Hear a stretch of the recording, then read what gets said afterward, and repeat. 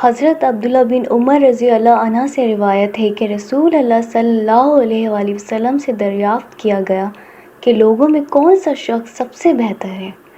آپ صلی اللہ علیہ وآلہ وسلم نے ارشاد فرمایا، ہر وہ شخص جو مخموم دل اور زبان کا سچا ہو۔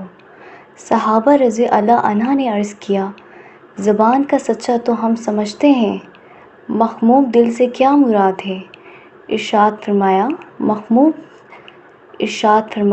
مخموم دل وہ شخص ہے جو پرہیزگار ہو، جس کا دل صاف ہو، جس پر نہ تو گناہوں کا بوجھ ہو اور نہ ظلم کا، نہ اس کے دل میں کسی کے لیے کینہ ہو اور نہ حسد ہو۔ کتاب ابن